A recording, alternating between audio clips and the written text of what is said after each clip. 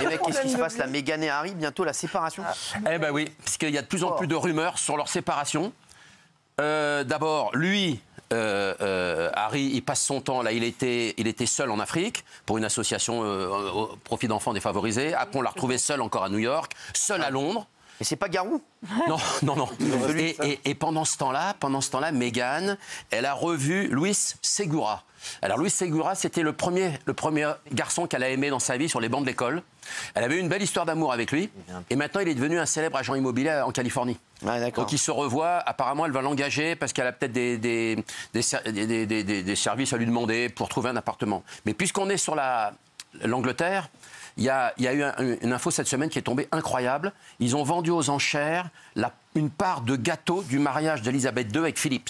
Ils s'étaient mariés, ils se sont mariés le 20 novembre 1947. Et oui, 47, ça va, 77 ans plus tard, ils ont vendu une part de gâteau. Une boîte. La part de gâteau, elle est partie à $3 450 à New York.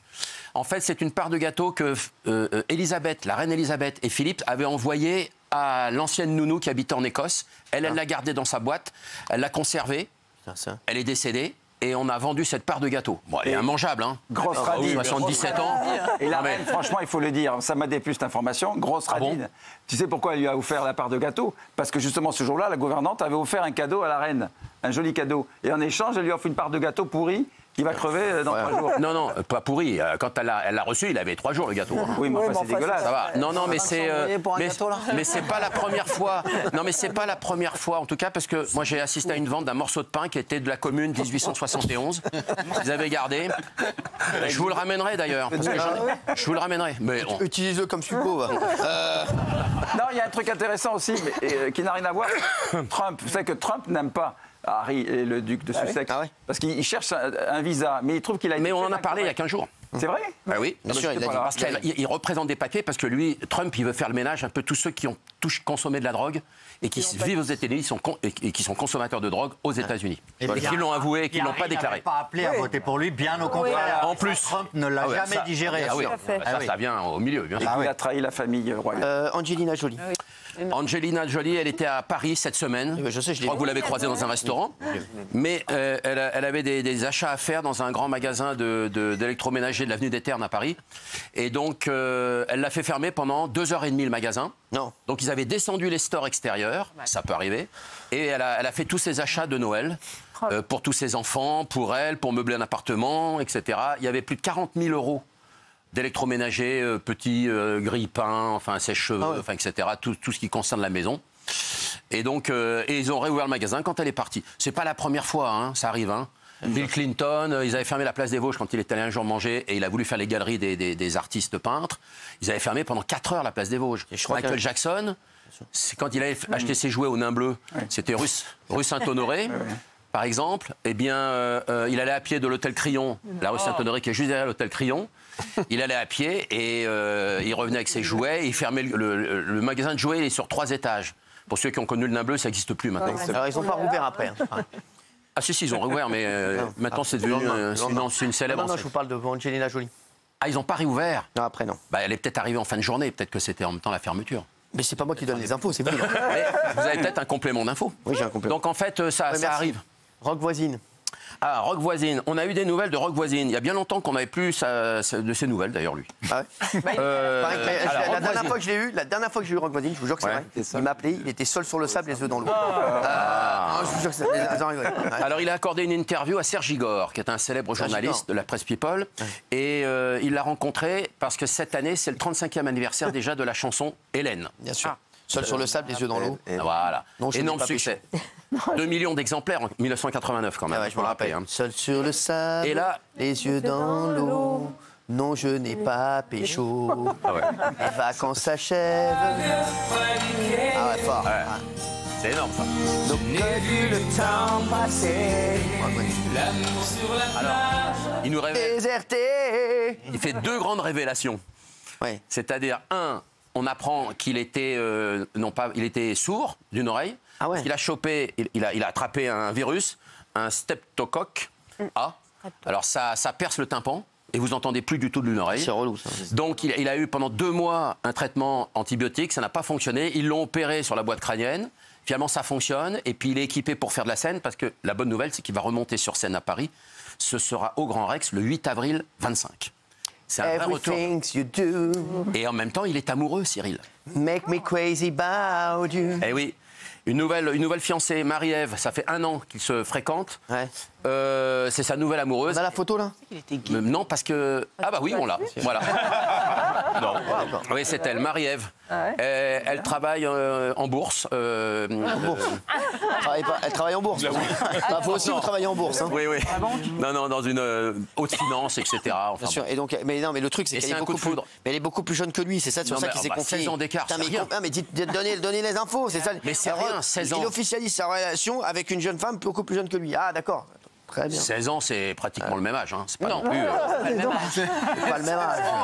C'est pas le même âge. Beaucoup. Voilà, donc, non, mais franchement, non, mais les deux, on les voit, ça choque pas. Là. Mais Ça ils passe. sont beaux, ils sont Non, beaux. Ça passe crème. Non, mais ça ils sont passe beaux. crème. Non, ça passe crème. Ça passe crème. Pourquoi il a Non, quel non. âge, lui? Il a 62 ans. Franchement, il est frais. Hein. Il est bien, hein, franchement. Ouais. Franchement, Rock voisine. Ouais. Ah, il est plus frais que ma voisine. Ouais. C'est vrai. Franchement, bah ouais. D'accord. Il est divorcé déjà, il a 3 Je me doute enfants. qu'il est divorcé s'il était avec une meuf tranquille sur un tranquillo le gars alors qu'il y a sa femme qui est en train de lire le journal tranquillement, mon gars, bah oui. Ah oui, on se doutait bien. À Maria Carré. À Maria Carré, ça j'ai des bonnes nouvelles. Enfin, il a fallu arriver à un problème. Elle est à New York en ce moment, je ne sais pas si vous savez, à New York en ce moment, il y a entre -4 et 0. La température a bien baissé déjà je comprends. cette semaine. Et donc, elle a eu la bonne idée d'acheter à son secrétaire chauffeur une veste chauffante. Vous savez, c'est une sous-veste en fait. Et les vestes chauffantes, on les met à même la peau. D'accord, Seulement, son chauffeur, elle n'avait pas prévu qu'il est très velu de thorax et de poitrine. Et donc, ça a commencé à sentir le poulet grillé dans la voiture. Si vous voulez.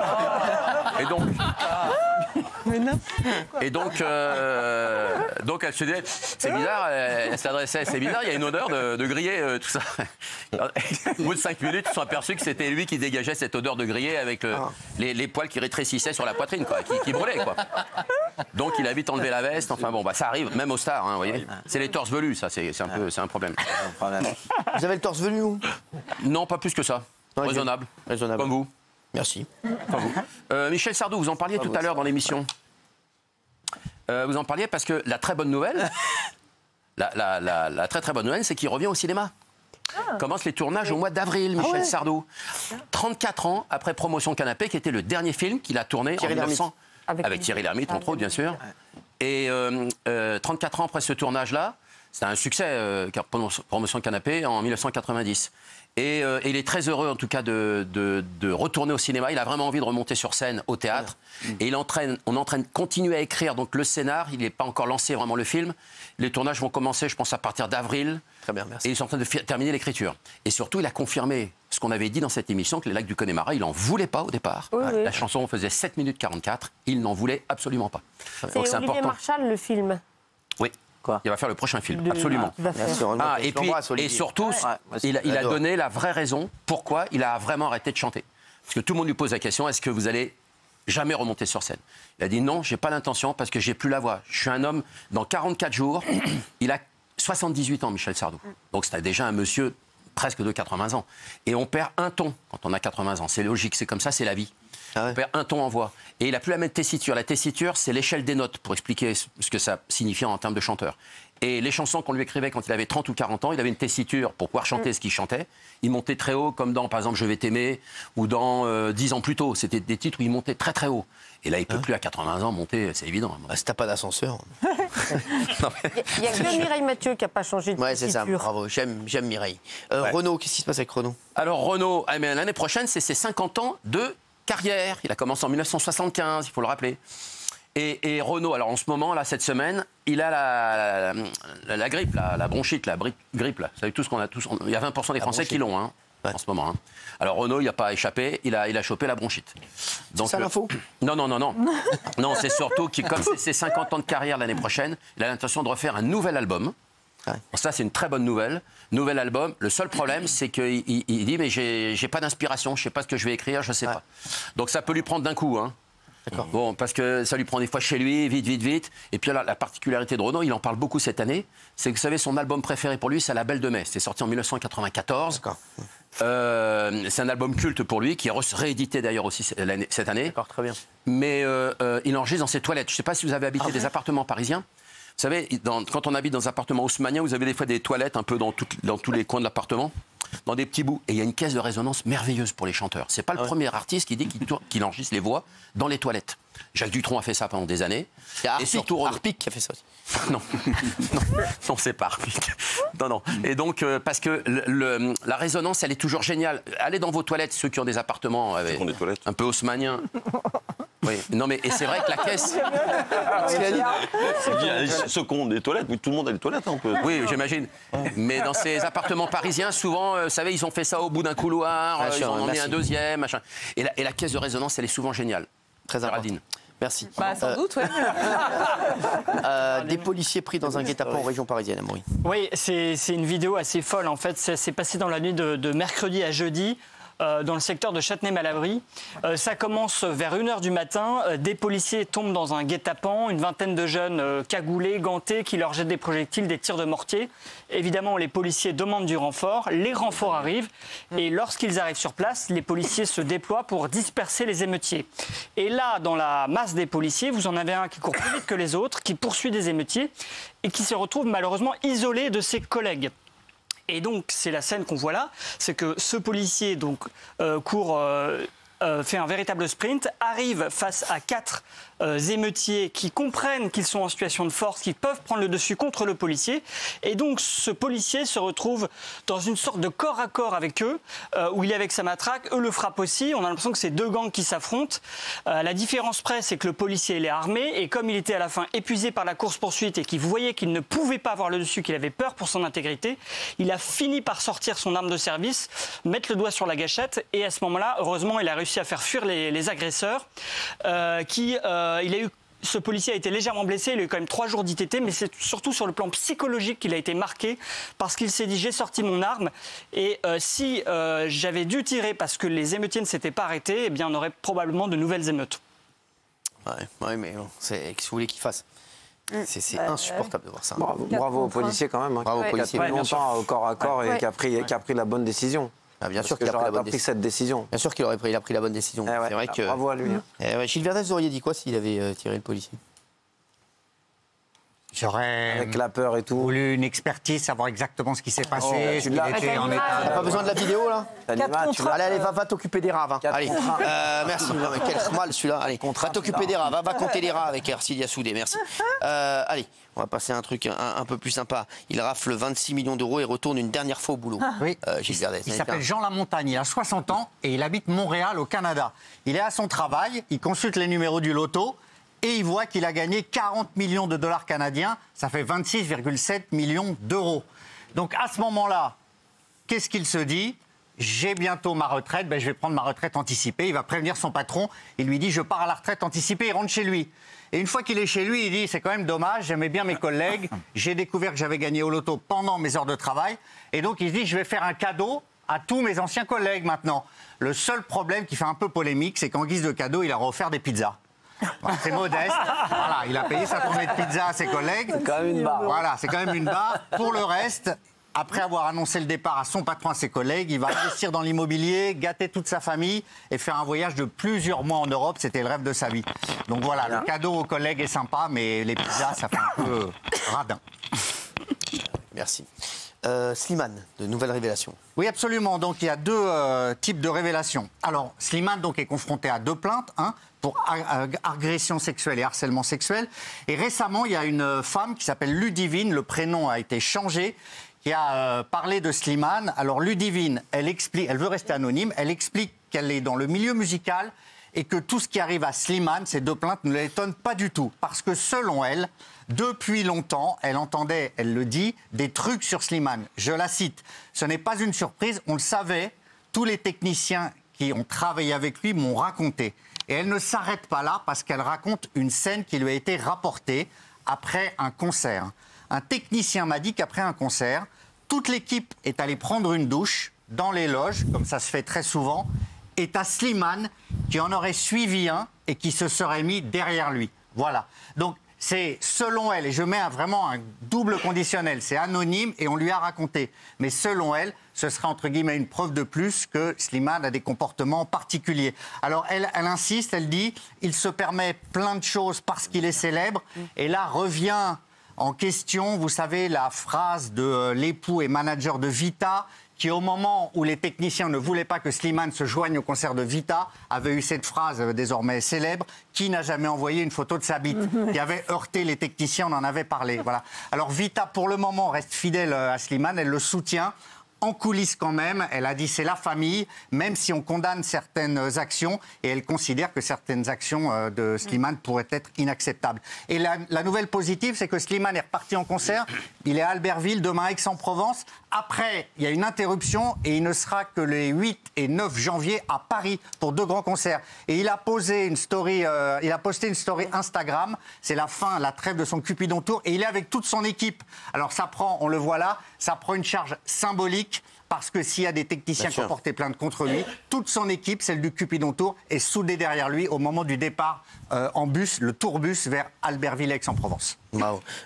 Lyon, un cycliste poignardé avoir refusé la priorité à 2 hommes en trottinette. C'est quoi cette histoire? Ouais, déjà, le comble dans cette histoire, Cyril, c'est que la victime est un Guinéen qui est en fait demandeur d'asile en France parce qu'il n'était pas en sécurité dans son pays. Et donc ce Guinéen qui s'appelle Ismaël arrive en France et s'est fait poignarder en plein milieu de la rue pour une histoire, une bagatelle, vous allez voir. En fait, hier, il roulait à vélo sur un trottoir à Lyon. Il se rendait au Resto du Cœur puisqu'il a peu de moyens. Et sur sa route, en fait, il croise un homme à trottinette. Et les deux, à un moment, se croisent parce qu'il y a sur ce trottoir un panneau d'un restaurant qui bloque le passage. Et donc, en fait, le type à trottinette qui arrive en face lui brûle la priorité. Et en plus, il l'insulte en lui disant « Nikoumouk ». À ce moment-là, le Ismaël, sur son vélo, lui répond en français. Et le type à trottinette, à ce moment-là, lâche sa trottinette, sort un couteau, se dirige vers le cycliste et lui plante 2 coups de couteau dans le dos avant de prendre la fuite. Alors heureusement, Ismaël, le cycliste, a eu le temps de lui arracher son sac à dos dans lequel on a retrouvé d'ailleurs un gant, donc on va probablement pouvoir l'identifier, cet homme. Mais le cycliste a été gravement blessé. J'ai même lu quelque part qu'il était mort. Alors moi, je l'ai eu au téléphone aujourd'hui, donc a priori, il n'est pas mort. Et il est même Vous l'avez eu au téléphone Exactement. Non, mais je dis ça parce que certains médias locaux ont dit qu'il était décédé. Il n'est pas décédé. En revanche, son pronostic vital était engagé parce qu'il avait du sang dans les poumons. Il a été conduit à l'hôpital. Il a 3 jours d'ITT. Comme je vous dis, une enquête a été ouverte et elle devrait avancer rapidement. On lui souhaite un bon rétablissement déjà. Ouais. Oui, bien sûr. Je lui ai dit d'ailleurs qu'on parlerait de son histoire ce soir. Écoutez, on lui pense fort à lui. On est content qu'il aille mieux déjà. Mais c'est vrai que ça devient n'importe quoi. Gilles Verdez va nous dire qu'il n'y a pas d'insécurité en France. Hein. Tout va bien, tout va bien, tout est sous contrôle, hein, bien entendu, comme les rats. C'est pas possible, je sais pas où il habite, Gilles Verdez. J'aimerais bien qu'il m'invite un jour chez lui. Avec plaisir. Il doit être dans un nuage enchanté. L'invitation est lancée. Non, merci, c'est bon. Kylian Mbappé. Oui, 2 volets. Donc, le premier volet, très favorable pour Kylian Mbappé, c'est que le parquet suédois a clos l'enquête pour viol en raison de preuves insuffisantes concernant son affaire.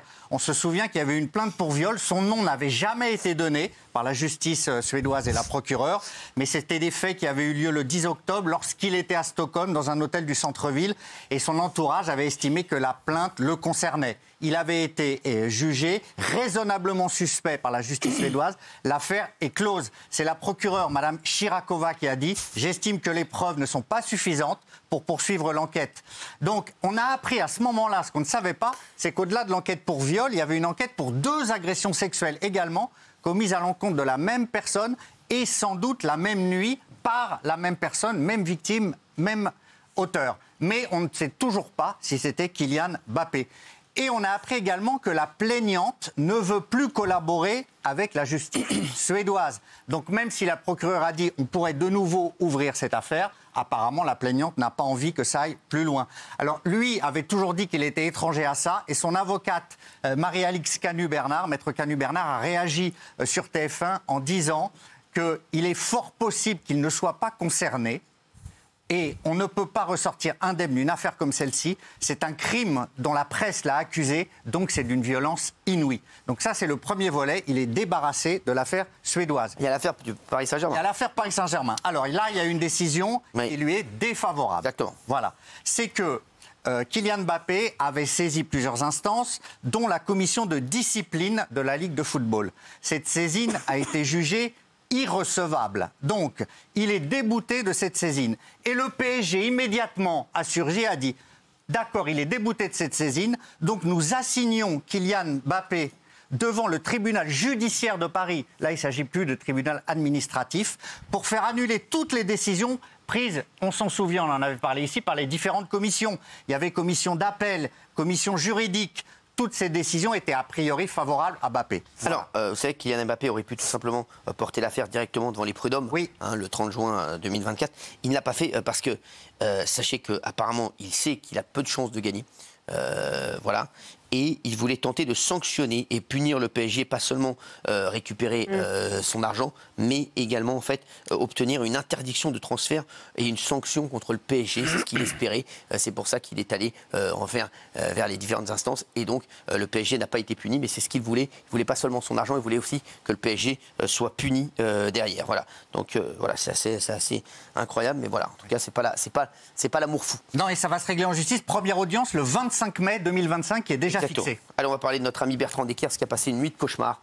Bertrand Dekers, incroyable, Amaury Bucco. Oui, la nuit dernière, à 1h du matin, Bertrand Dekers a eu le droit à une véritable descente de police dans son domicile parisien où il a emménagé, vous savez, il y a quelques mois.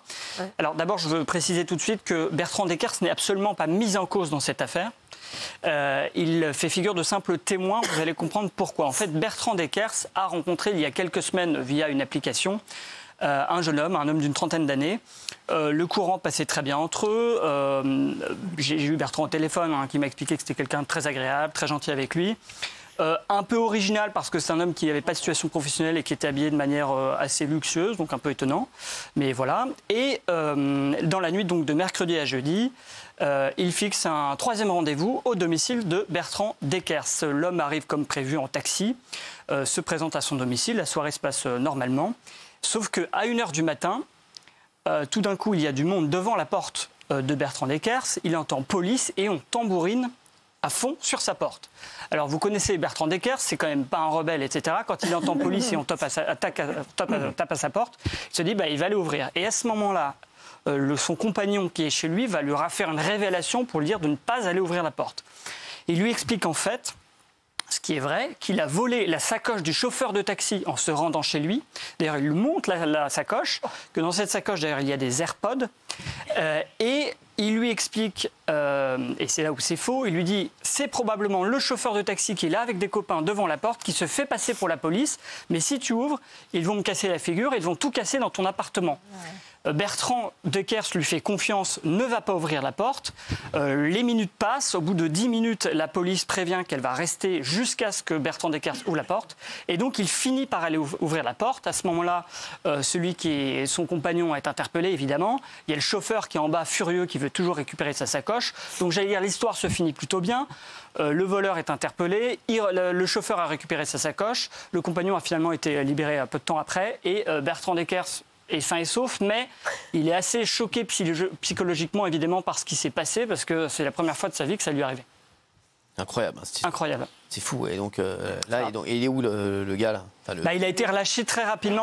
Alors après, Michel Marie me faisait remarquer, je l'ai eu au téléphone, que ce qui est étonnant dans cette histoire, c'est qu'en principe, la police ne fait pas des descentes, au domicile en pleine nuit. J'ai essayé d'appeler le parquet pour avoir un éclairage là-dessus. J'ai pas réussi à avoir le parquet.